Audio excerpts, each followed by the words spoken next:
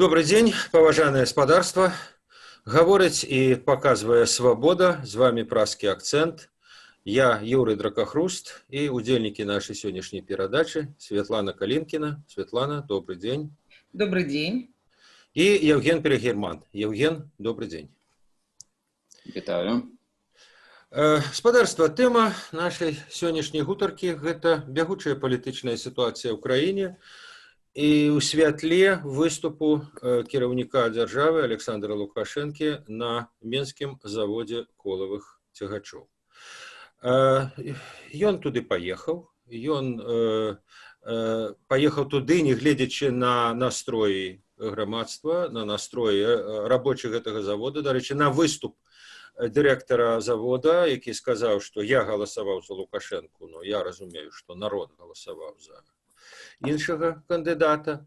І ён сфармуляваў некалькі тэзаў сваёй пазіцыі. Яны такія. Вамі маніпулююць. Ён там нават включыў запіс некай тэлефоннай размовы, хто дае парады, як паводзіць сябе рабочым менавіта гэтага заводу. Хочаце страйкаваць, страйкуйце, прэч за браму заводу. Новыя выбары толькі калі вы мяне заб'еце, толькі, так бы мовіць, праз мой труп. Ну і нарэшце разынка, як той казаў, на торце, тыя, каго білі у изолятарах, яны самі в этих самых изолятарах нападалі, как сказаў Лукашенко, на ментов. Гэта ўсё, я яшчэ раз паўтараю, адбывалася пад воклічы ганьба, далоў, сыходзь і гэтак далей. Ён взяў і сышоў. Евген, вось вы ўвесь час выступалі за дыялог. Вот в цяперашняй сітуацыі, наколькі ён магчымы, калі пазіцыя вось такая, якую я, як бы мовіць, пераказаў? На вялікі жаль, дыялог стаў немагчымы ўжо пэўны час таму. І ўж дакладна пасля таго, што адбылося на пачатку мінулага тыдня, а больш дакладна, калі людзі пабачылі, што адбылося. Прынамсі, калі пад дыялогам мы маем на ўвазе нейкі дыялог Александра Лукашэнкі з альтэрнатыўнымі кандыдатамі наконт магчымых ці то новых выбараў, ці то пераліку, ці то нейкіх такіх агульных з яго ўдзелам рухаў наперад.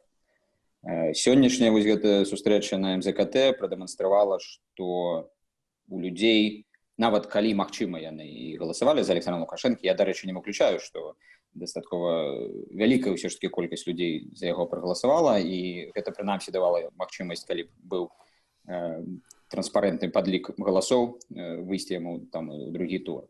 Але пасля таго, як людзі убачылі вось гэтыя проста бесчалавечыя зверствы з боку АМАПу і ежу з німі, выглядае так, што ўжо нічога людзей больш не клапоціць, прынамсі вось у гэтым моманце. Зразумела, што дынаміка можа быць потым рознай, але вось сёння нічога не клапоціць, а столькі вось гэтае пытанне, што ён вінаваты, а значыць, ён мусіць сысці.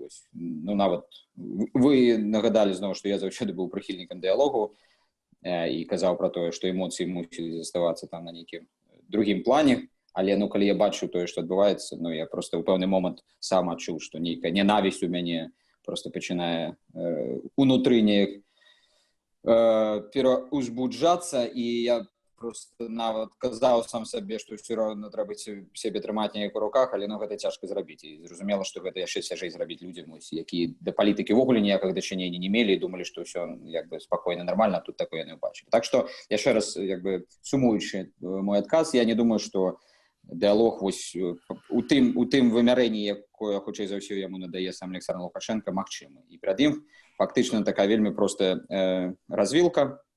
Можа, не развілка, два з паловай такі варыянт, так бы мовіць. Першы варыянт – гэта, нягледзячы на тое, што ўзровень гвалту, які мы пабачылі, ён яшчэ больш людзей пераканаў у тым, што яны не хочуць быць з ім, але ўсё ж такі, напэўна, ёсць магчымасці гэты гвалт яшчэ падвысіць, у тым ліку з інфармацыяй учора, пазаўчора, што ён размаўляў з Пуцінам і апеляваў да тых артыкулаў у двухбаковых адносінах у рамках саюзнай дзяржавы і ДКБ, якія ёсць, то бок ёсць, напэўна, магчымасць неяк сюды ўжо запрасіць расіянаў, які тэарэтычна маглі б дапамагчы гэты ўзровень гвалту падняць. Ну, гэта вось адзін варыянт. Другі варыянт неяк намагацца перасидзець час і даць людзям, каб гэты пар вось пратэсту выйшаў, хаця, гледзячы па той дынаміцы, што мы маем учора і сёння, і забастойкі, які ўжо не проста забастойкі, а шмат дзе сапраўдныя страйкі, не ўпэўнены, што гэты варыянт можа сработаць. Ну і апошняя вось палова гэтага варыянту, ну, гэта сказаць, што так, я за дыялог, але фактычна гэта будзе азначаць, што ён сыходзіць. І пакуль мы не бачым, што ён гатовы да гэтага. Святлана, а як вы думаеце, чаму вот ён учора Караев, а сёння Александр Лукашенко заняў такую пазіцыю наконт вось гэтага збіцця, гэтых катаванняў у изоляторах? Ну, теоретично кажучи, можно было списать на эксцесс выканаўца, да, вот ведаете, мы этого не хотели, мы, так бы мовить, ну, так атрымалася, мы выбачаемся, мы компенсуем, мы зразумела разберемся и так далее. Вот. А это вот, да, мы вас били, мы вас и будем бить. Как, в принципе, он повторил то, что казал подчас пандемии относно тех, кто помирал от ковиду. Вы сами виноваты. Трэба было на вуліцы гуляць, не трэба таким толстым быць. Ну, зараз, в принципе, он повторил то же самое. Они напали на бедных амапаўцаў там, ну, а ты, что же им было рабіць, как не отбиваться? Вот они, бедные, отбивались. На ваш погляд, вот чему это так ён зрабіў? У меня вы зависли. А мы вас чуем. Мы тебя чуем, але вот не... Все, и у меня уже. Ну, на мой погляд, Лукашенко ніколі не меў ніякага намеру да дыялогу, і ўсё гэта былі такія, ну, нашы мары, скажем так. Лукашенко на гэтыя выбары ішоў як на вайну. Ён рыхтаваўся да вайны. Ён падчас выбарчай кампаніі нават не рабіў захадаў, каб асабліва спадабацца электарату. Ён спрабаваў гэтыя выбары выйграць на хлусні і на штыках. Так ён іх праводзіў, і так ён паводзіў сябе ў першы дзень пасля выбараў. Жорсткі разгон па задумцы, надзвычайна жорсткі, быў патрэбны дзеля таго, каб запалохаць усіх, хто не задаволены такім вынікам. Але не атрымалася. Не атрымалася па самых розных прычынах, і ў першую чаргу, напэўна, таму, чаго Лукашенко і да сёння не разумее, што беларусы ўжо даўно не жывуць у тым, што паказвае беларускае тэлебачанне. Што б ён не казаў пра тое, як нападалі дэманстранты на амапаўцаў, як збівалі амапаўцаў, што не дакрануліся пальцам тыя бедныя амапаўцы да затрыманых людзей, усё гэта бачна, усё гэта выкладзена, і кожны на свае вочы можа пераканацца ў тым, што адбывалася. Ён, вот нават сёння, ён прыехаў на МЗКТ, і ясна, што агітпроп беларускі будзе вечарам рабіць карцінку, як там сустракалі яго рабочыя і слухалі уважліва. І напэўна, яны хацелі паказаць, што ніякіх там няма хваляванняў на МЗКТ, добра ўсё, і Лукашенко добра пагаварыў з рабочымі. Але гэтая карцінка будзе толькі на самых-самых, ну, адсталых бедных беларусаў, якім дзеці не купілі нават там нейкі хіленькі смартфон, і якія, ну, не здольныя нічога бачыць ці нічога аналізаваць. Таму зараз Лукашенко трымаецца на штыках. Ён шоў на выбары на штыках, гэта была ягоная тактыка першапачаткова, і сёння ён яе прытрымліваецца. Ён не можа здаць АМАП, бо гэта будзе і АМАП, і іншыя сілавыя структуры, бо яны былі задзейнічаны, бо гэта будзе, ну, здрада тым, хто пакуль што стаіць за яго. У гэтым жарце, што цалкам падтрымліваюць Лукашенко, АМАП і Ярмушына, ну, вялікая доля праўды, і мы усе гэтае бачым. Таму у яго зараз на гэта апошняя надзея. Вось я вельмі баюся, што зараз сілавікі будуць прадпрымаць спробы проста справакаваць людзей на нейкія сілавыя дзеянні. Вось калі гэта праўда, сёння там затрыманы рабочы нейкі МЗКТ, які выступаў на сустрэчы з Лукашэнкам. Гэта, на мой погляд, просто такі захад, які вымушае людзей ісці да ізалятараў і там можа штурмаваць нават гэтыя ізалятары. І тады будзе нейкая падстава зноў ужываць сілу і яшчэ яе пабольшваць. Дзякуй Богу, пакуль беларусы ад такіх дзеянняў устрымліваюцца, хаця, канешне, калі людзі пабачылі, што адбывалася на Крэсціна, то гэта толькі наш менталітэт і нейкі цуд боскі уратаваў ад штурму і яшчэ ад большай крыві вось такія установы, дзе хаваліся каты. Яны самі гэта разумелі, бо мы бачылі, што за Крэсціна супрацоўнікаў вывозілі ў суправаджэнні проста, каб на іх не накінуўся натоўп, які быў узбуджаны, які чакаў. Но я хочу сказать, что сегодняшняя вот его заява на МЗКТ, она как бы эту ситуацию усугубила. Так, что до сегодняшнего дня, теоретично можно было, кто-то мог думать, скажем, что это эксцесс выконавцев, что вот они такие кепские, эти амаповцы. А зараз Лукашенко прямым текстом сказал, это я загадал. Фактично он это сказал. Я это как бы покрываю, я беру на себе отказность за это, отказность на мне. Светлана, а вот у меня такое питание, вот на ваш погляд, чему то, что было первые 3 дня, не протягивается дагэтуль, не протягивалось далее? Чему они все-таки спынились? Па-першае, наша ўлада, гэтыя выбары, гэта просто нейкі ланцуг памылак, якія яны рабілі.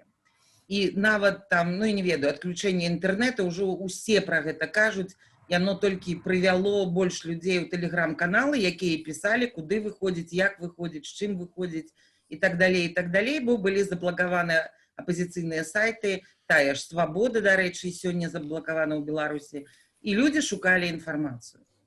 І вось гэты ланцуг памылак, ён прыводзіць да таго, што кожны новы крок, абсалютна кожны новы крок, ён толькі для Лукашэнкі робіць сітуацыю больш горшай. І сённяшнія заявы, я цалкам з вамі згодная, яны ніяк не палепшылі сітуацыю, а Лукашенко ніяк не будзе выглядаць больш чыстым у вачах людзей. Чаму спынілі гвалт? Па-першае, таму што сапраўды ўпершыню ўбачылі, што няма страху, што людзі, якіх арыштавалі ў першы дзень, збілі, катавалі, яны за кратамі, але выйшлі новыя. Другіх расстрэльвалі, зноў выйшлі жанчыны.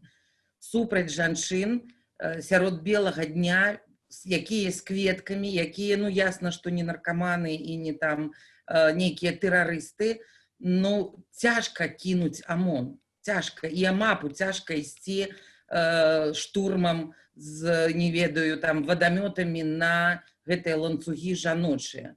Потым усё ж такі ёсць нейкія разумныя людзі, і тая ж царква, і касцёл, і тыя, хто пачалі выступаць супраць гэтага дзікунства. Я думаю, што такія людзі ёсць і ва ўладзе. Не вурдалакі, там усе да аднаго. Я думаю, яны таксама былі проста шакаваны тым, што адбываецца. А калі ўжо і пачаліся і сведчанні, што там адбывалася, то гэта проста падзяліла наша грамадства на тых, хто на баку зла, і тых, хто на баку добра. Я бачу ситуацию так.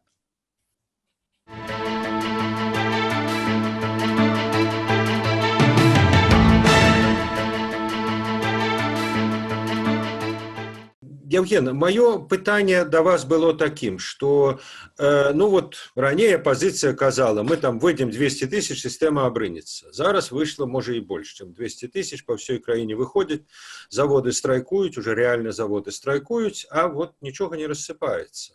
Так вот, сышоў спадар Ляшчэня в отставку посол, не сышоў в отставку, падтрымаў пратэсты, дакладней, хутчэй абурыўся тымі зверствамі, пра якія мы казалі. Сёння 2 дыпламаты з цэнтральнага офісу.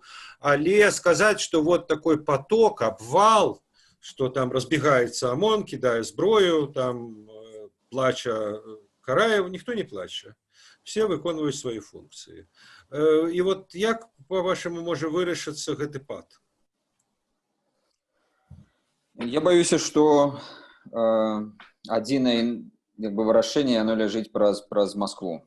І вось учора, пазаўчора, калі Лукашенко пачаў апеляваць да Москвы і калі былі гэтыя тэлефонныя размовы, то мы вось тут шмат разважалі ў Беларусі, там, ці ўвойдуць расійскія войскі, ці не ўвойдуць, і дыскусія працягваецца, але мне падаецца, тут трэба зрабіць галоўную крыху іншую выснову, што вось пасля факту такого фактычна размовы і таго, што Александр Лукашенко звярнуўся да Пуціна, перад Москвой увесь, так бы мовіць, пасьянс сённяшняй беларускай палітыкі. І зусім не абавязкова Москве уводзіць войскі. Яна нават можа і дапамагчы таму, каб Александр Лукашенко сышоў, але ў любым выпадку яна галоўны гулец. Евген, паўтарыце, калі ласка, вот эту фразу, она вся...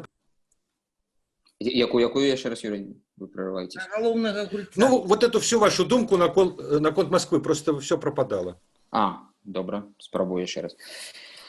Я баюся, што фактычна адзіны шлях да нейкай далейшай дынамікі гэтага канфлікту ў бок яго ці вырашэння, ці проста змянення статус-кво ляжыць праз Москву.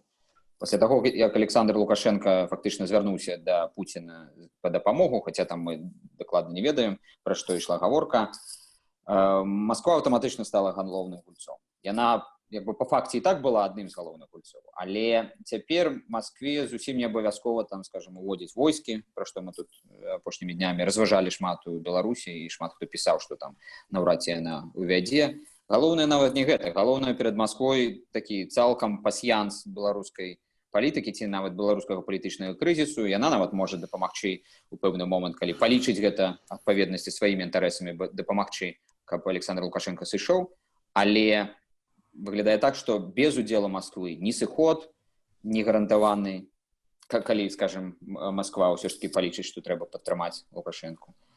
А калі палічыць, што не трэба падтрымаць, то і нейкія... Подштурхнуць. Подштурхнуць. Гэта таксама ўсё ў яе руках. Гэта, ў прынцыпе, вось адна з тых небяспек, пра якую я, скажем, пісаў, казаў яшчэ там раней у красавіку, вось яна перад нашымі вачыма разгортваецца сёння. Евген, а наколькі імаверна, вот я кажу, адыходзячы ад этого сцэнара, выходит 200 тысяч, и все рассыпается. Но ёсць досвед шмат якіх доўгатэрміновых, як паспяховых, так і непаспяховых, як бы вот стаянняў. Ну вот это Сербия 97 год. Мы на працягу больш чым году бачым в Венесуэле, там быў Гуайдо, які абвясціўся прэзідэнтам, нават там Америка, шмат якіх краіны признали, и здавалася, что все, Мадуро уже не президент. Это было зимой минулого года, студзеня, сёння жнівень 20-го. Гуайдо не сядзіць там в президентскім палацы, а там сидзіць Мадуро. Ну и яшчэ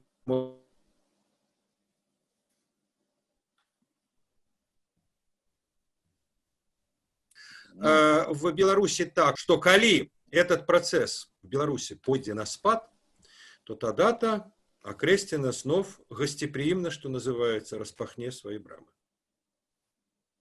Я не кажу ні ў якім разе, што вось тая эйфарыя, якая была, скажем, на вуліцах Менску і на некаторых іншых вуліцах, я быў у Віцебску некалькі дзён, там таксама частка людзей у такой эйфарыі знаходзілася наконт ужо як бы перамогі, якая вось-вось недзе там нас чакае. Усё яшчэ магчыма, і тыя ж там варыянты, што вы згадваеце з Венесуэлы, яны нават у большай ступені могуць быць рэалізаваны тут, таму што Лукашенко у параўнанні з Мадуро яшчэ, як мне падаецца, куды больш такім моцным сёння становішча. Але вось я проста падкрэсліваю, што нічога не можа цяпер адбыцца без таго, каб гэта вырашыла Москва. Можа адбыцца ўсё, але нічога без актыўнага ўдзелу Москвы.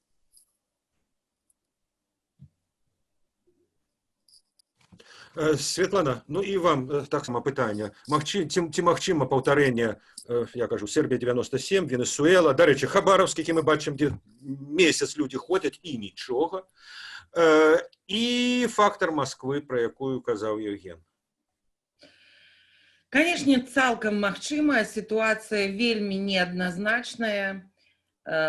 Тым больш, што Москва гэта не тая дзяржава, да якой можна апеляваць з нейкімі там каштоўнасцямі, з якімі людзі ў Беларусі выходзяць на вуліцы. Тут толькі одна... Светлана, я вас перапыню. Ведаеце, как сказаць?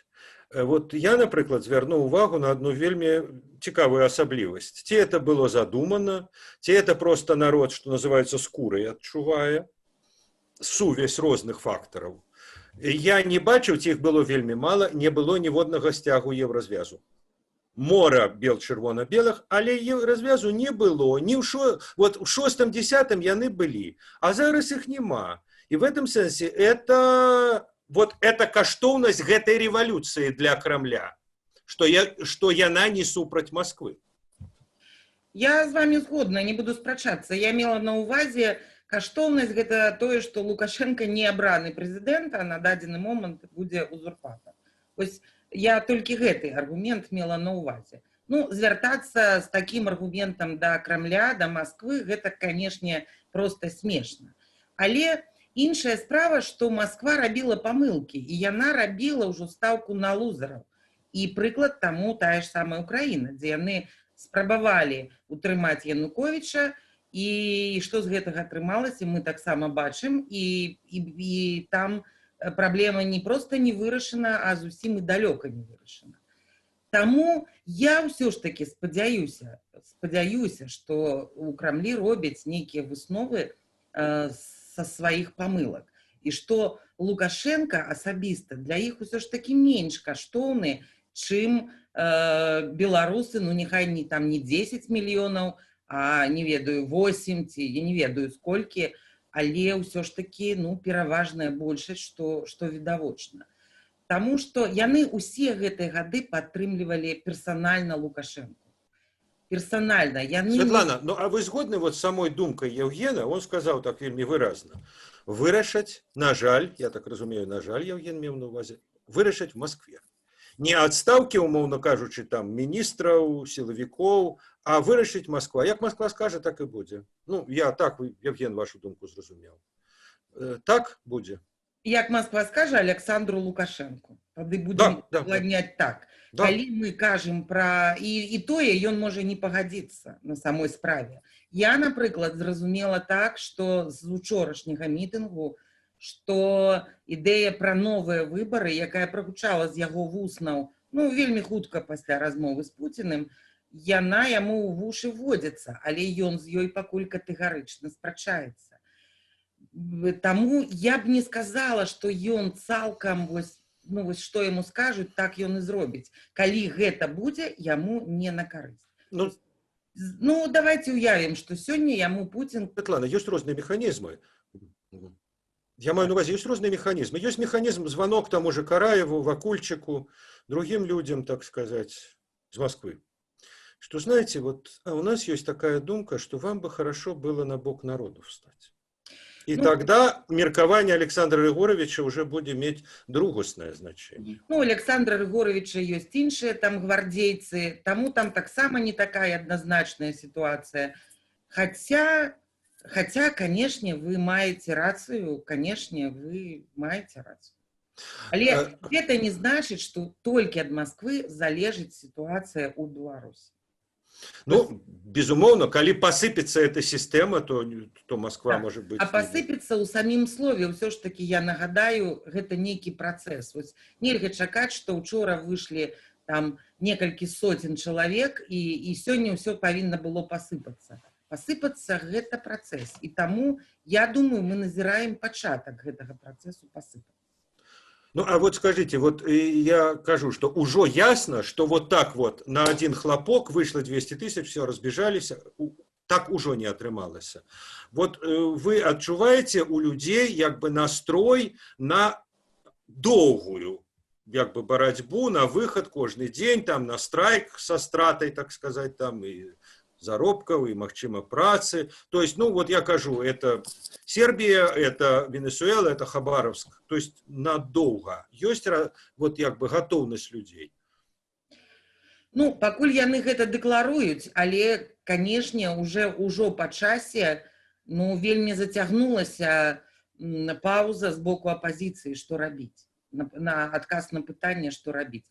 Там фарміруецца там нейкі штаб, там нешта, але вось канкрэтна, дакладна, што рабіць, на самой справе не прагучала. Як не прагучала і на пачатку пратэстаў. Мы бачылі, што на пачатку страйкаў адны людзі выступалі за пералік галасоў, другія выступалі за новыя выбары.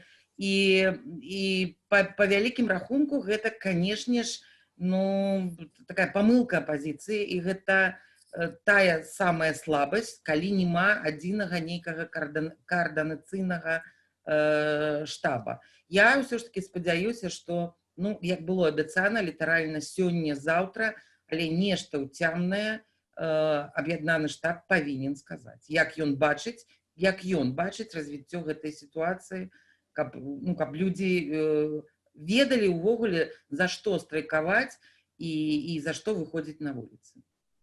Добра. Дзякуй вялікі. Дзякуй, Евген. Дзякуй, Светлана.